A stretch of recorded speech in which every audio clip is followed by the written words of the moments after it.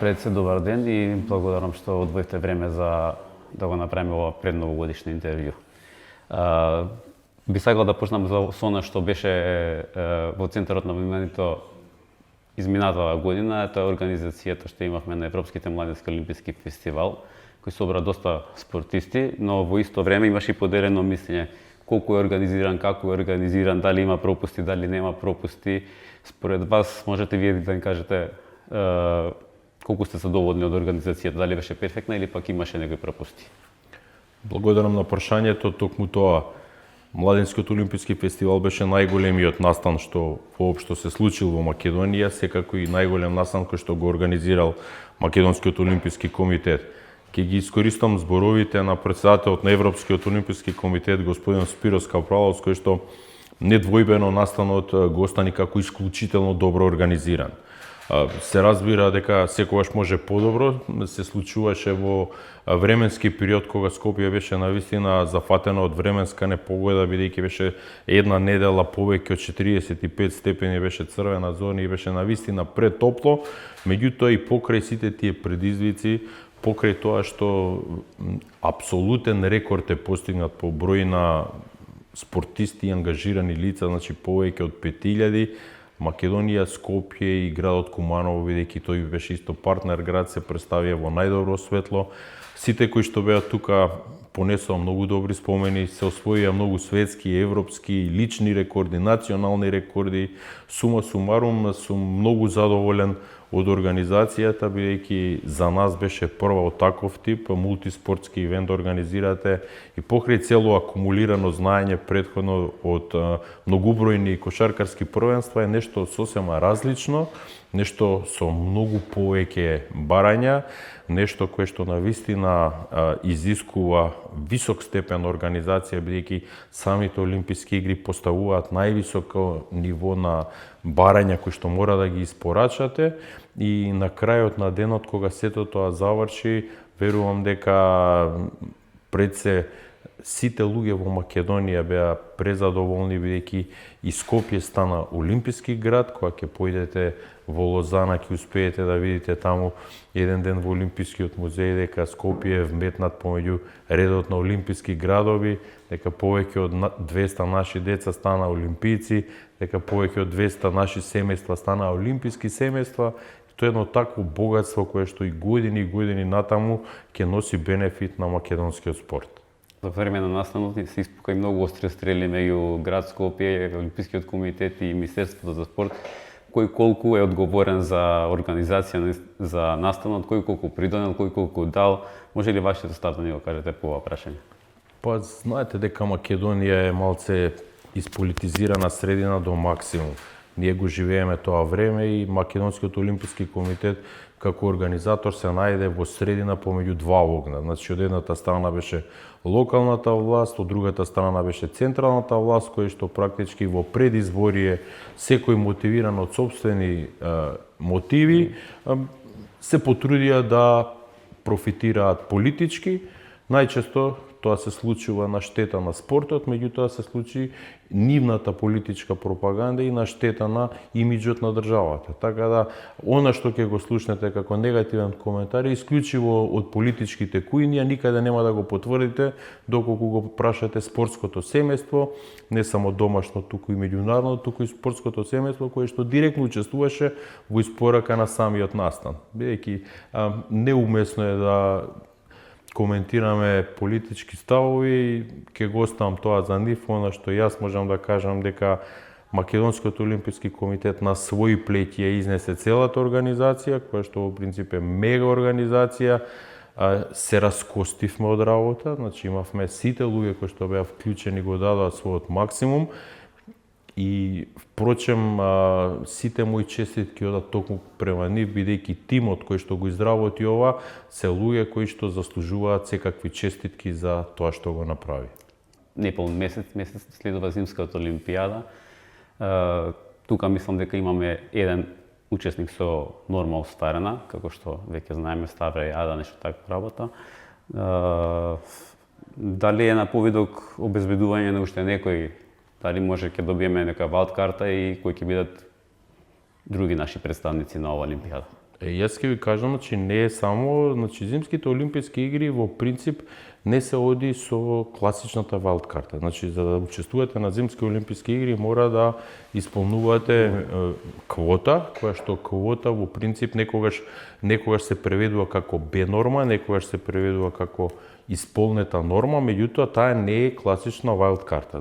Ние оваа година ќе настапиме во Кортина, Милано Кортина со 4 надпреварувачи и сите четворица се со остварен резултат.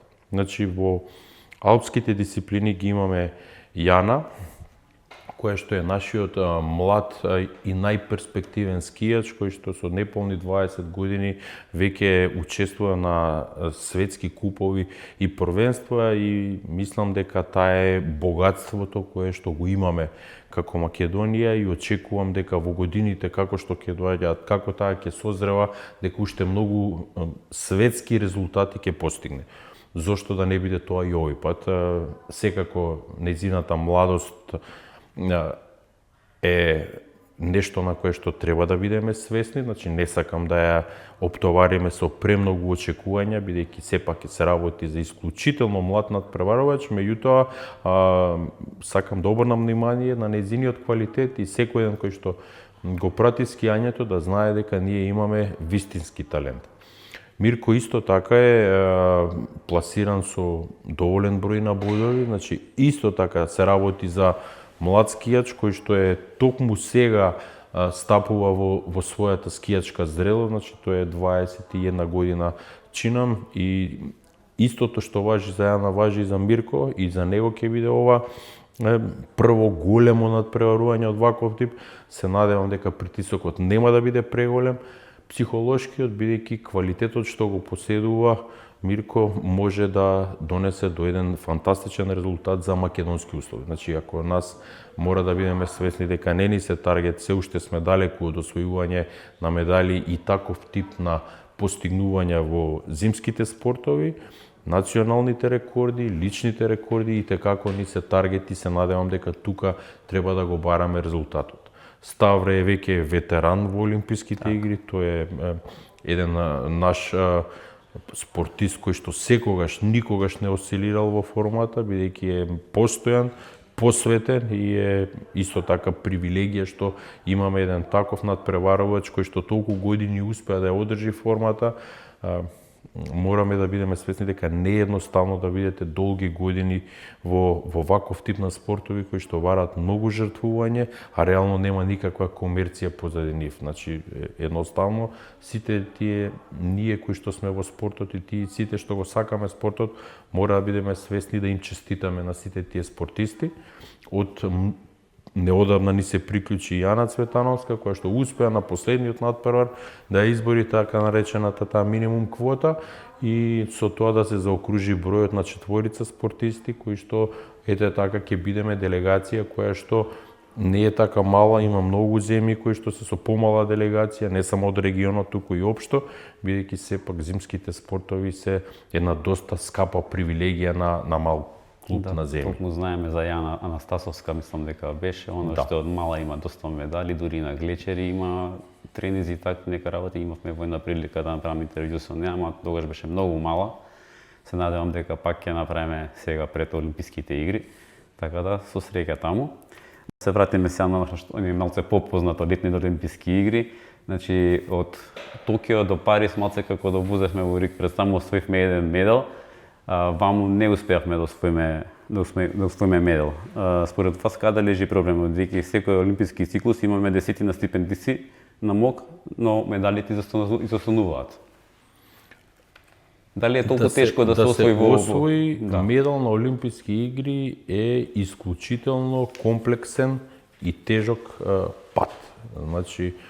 Ако Македонија пред Токио имаше 20 и повеќе години и имавме само еден медал освоено до тогаш, бронзен во Сиднеј во борење, можете да израчунате колку години имало пост од 2000-та до 2020-та. 21-та беше Олимпијадата, меѓутоа ради короната беше 21-та. 20 години се чекаше за следниот. Значи, тоа не е едноставен процес, е многу комплексен. Искрено се надевам дека нема да чекаме 20 години до третиот медал, дека тоа ќе се случи многу брзо. Можеше да се случи со многу малку спортска среќа и во Париз, значи нашата таеквондистка Мила Релич успеа да елиминира првата фаворитка, актуелната олимписка и светска првенка и практички да си го отвори патот кон финалето и кон освојување на медалот, меѓутоа во една исклучително изедначена борба загуби практички за еден поен и тоа ја не овозможи повторно да имаме медалиста. Тоа не обесхрабрува, бидејќи знаете како некогаш спортската среќа ќе ве помилува, некогаш не. Битно е да сте тука, битно е да сте на чекор.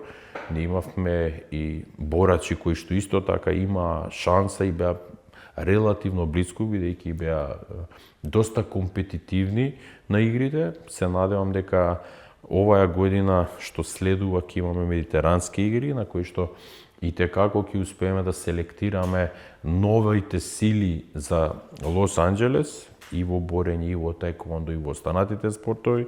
Имаме одбрано една многу квалитетна екипа на олимписки стипендисти, кои што секој од нив е потенцијален остварувач на норма, а чим се оствари нормата, шансата за освојување на медал веќе ви е пред вас. Така да искрено очекувам дека во Лос Анџелес ќе одиме со најмалку 4 норми и од тие 4 норми дека повторно ќе се вратиме со медал.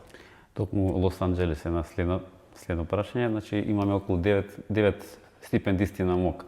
Значи во кого од нив гледате освојувач на медал, на пример, еден веќе има освоено. Така да од другиве сите се компетитивни, тоа е многу важно. Значи, ако зборуваме дека имаме навистина супер квалитетни таленти и докажани спортисти избрано, значи сите се компетитивни во својата категорија.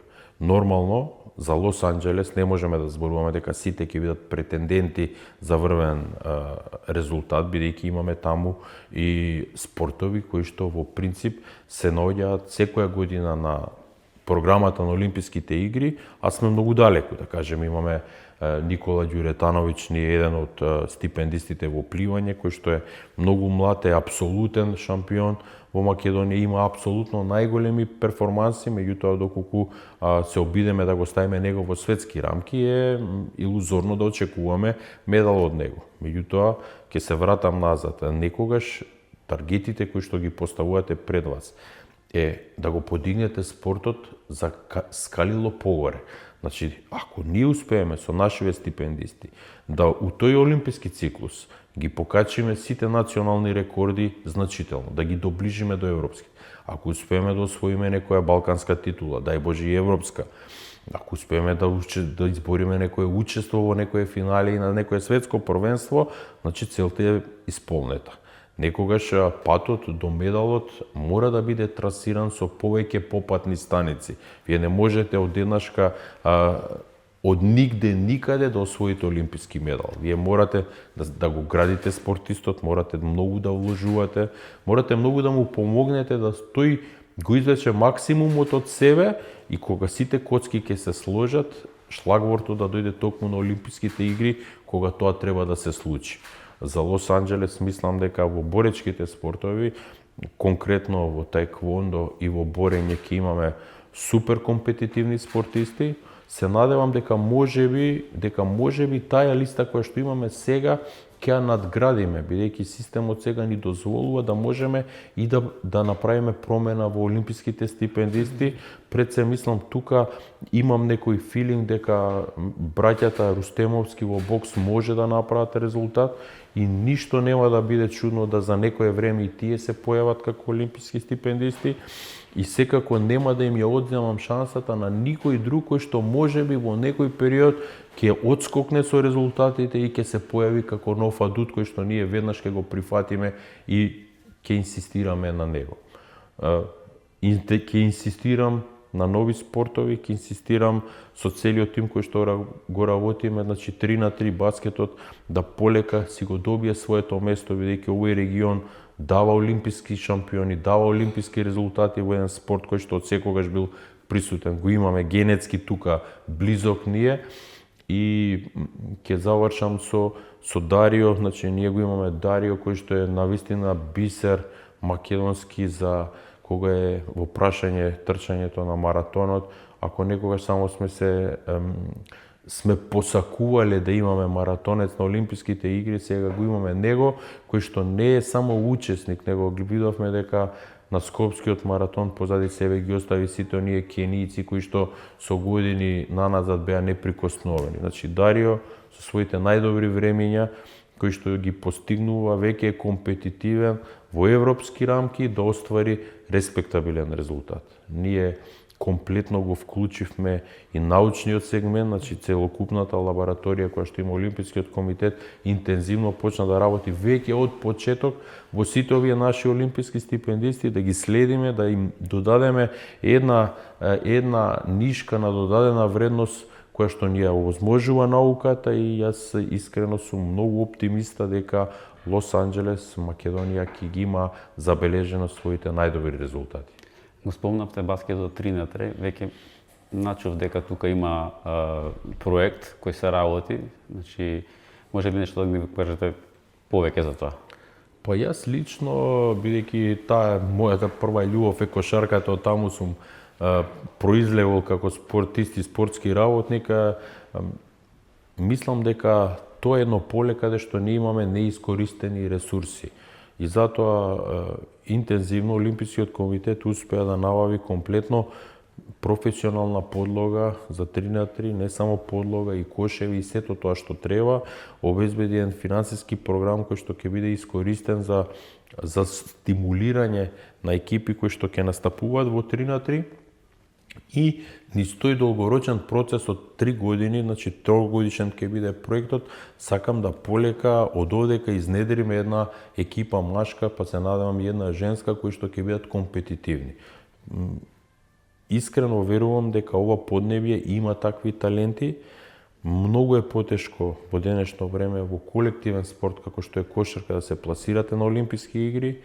Јас имав еднашка таа привилегија, бев председател на Кошаркарската федерација во предолимпискиот квалификацијски турнир кој што се случуваше во Венецуела 2012 година. Бевме на, што се вика, на сантиметри до Олимписките игри, меѓутоа спортската среќа сакаше да тоа не се случи и тој сон и остана недоживеа. Меѓутоа, ако не успеавме тогаш, тоа не значи дека треба да се обесхрабиме, не значи дека треба да се откажеме, напротив, треба да бидеме свесни дека сме биле многу блиску, значи овдека постои квалитет кој што само како квалитет може да биде, да заслужи да биде на Олимписките игри, а сметам дека патот да тоа се случи преку 3х3 е поедноставен и поефикасен и затоа токму тој проект ќе биде еден од приоритетите на Олимпискиот комитет за следниот период. Кога сме веќе кај екипните спортови, ракометарите еднашка има олимписки квалификации, но исто така за малку не успеа да се пласират. Дали тоа иде секојаш преку, како да кажам, место на европските и светските првенства? Што ќе му порачате на федерациите кои работат на ова поле? Како би им го лесниле патот до таму? Дали Системот во колективните спортови е многу жесток. Значи, вие мора да бидете меѓу најдобрите 2-3 на европско, на светско првенство за да изборите, бидејќи е многу мал бројот на земји кои што учествуваат на Олимписките игри. Значи, тука треба да бидете меѓу првите 3 во Европа. Значи, треба да бидете европски медалиста за да добиете право да учествувате на Олимписки игри. И тоа е, знаете како, тоа е многу тешко. И меѓутоа не е невозможно. Нема да ја одземам никому шансата со резултатите кои што ние ги бележиме генерално. Сме имале звездени моменти во кои што тие звездени моменти сме можеле да ги искористиме малце подобро. Значи, како ова што го кажав за кошаркарите, истото беше и за ракометарите. Значи, тие беа на исто на предолимписки квалификацијски турнир, каде што еден несреќен порез, не знам дали Тунис беше тогаш или кој беше, значи за многу малце не се отиде на Олимписки игри. Но тие самите си го обезбедија тоа со 4-тото место во Литванија и 5-тото место во Србија на европско првенство. Така е. Значи, тоа е системот кој што вие мора да го поминете. Никој не ве почестува да бидете таму со тој крем, треба да го изборите сами со еден фантастичен перформанс претходно. Да, не може да бидете 15-ти на светско и 10-ти на европско и да идете на квалификации за Олимпијада. Добруше, за крај, може ли да не кажете плановите на Македонскиот олимписки комитет за, ајде да речеме, нареднава година 2026?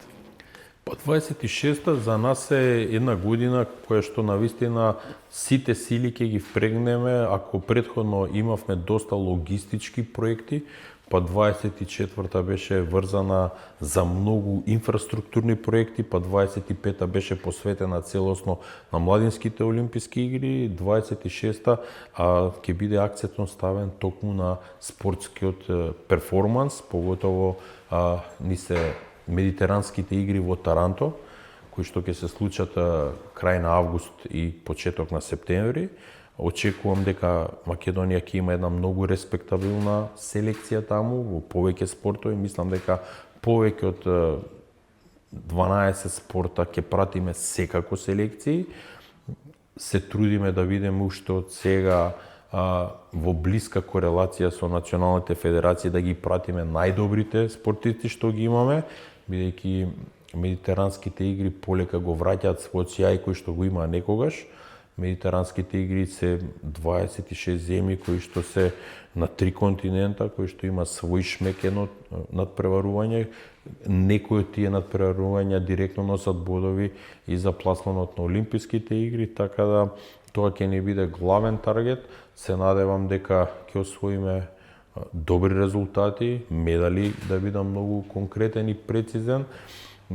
А за некои од спортовите, каде што во принцип тие ќе бидат селективни, токму сакам да осетиме во една јака конкуренција, каде сме компетитивни и каде ќе можеме во наредниот период дополнително да додадеме газ за да станеме уште поконкурентни за идните олимписки игри. Така да 2026 година првиот приоритет ќе ни биде спортскиот перформанс. Секако нема да застанеме со вложување во инфраструктурата. Ние немаме една година да не отвориме некој капацитет кој што е од олимписките спортови во самата сала. Значи, ако минатата година стана оперативна салата за боречки спортови кој што се наоѓа токму во овој комплекс, еден фантастичен објект од скоро 500 метра квадратни, посветен на идеални услови за сите боречки спортови кои што ќе се практикуваат тука. Значи, тоа е еден ресурс кој што ќе работи апсолутно некомерцијално, значи ќе биде бесплатен за врвниот спорт, каде што ќе додадеме квалитетни тренери домашни искомбинирани со тренери од странство кои што исто така ќе финансираме, да имаме една квалитетна стручна работа 24 часа на ден, каде што нема да бидат оптеретени спортистите, дали имате термин од час, час и половина, 2 часа, него едноставно може да обавувате тренинзи толку колку што сметате дека треба. На тоа, ако надоградиме дека ќе имаме уште неколку проекти кои што веќе ги најави, значи комплетно ново игралиште за 3x3 кој што ќе биде горе на платото пред Олимпискиот центар. Ако имаме сега токму во јануар ќе се монтира симулаторот за голф, бидејќи и голфот е олимписки спорт, а Македонија е една од малкуте земји кои што нема голф игралишта, барем ќе имаме најсовремен симулатор на кој што ќе може не само да се тренира, него ќе може и да се такмичи на истиот, бидејќи голфот дозволува и таков тип на надпреварување и ние едноставно ќе продолжиме со организација, коорганизација, поддршка на сите останати спортови, така да инфраструктурното вложување ќе продолжи да ни биде секојдневие, бидејќи сметам дека без квалитетна инфраструктура не можете и да развивате квалитетен спорт. Благодарам многу. Јас ви благодарам на можноста да ги споделам плановите на Олимпискиот комитет со вашите гледачи, слушатели и читатели, така да ми е многу драго што ете така во оваа предновогодишна атмосфера ќе споделиме убави моменти, дека знаеме каде се движиме, дека имаме што да очекуваме и на што да се радуваме во следнава година.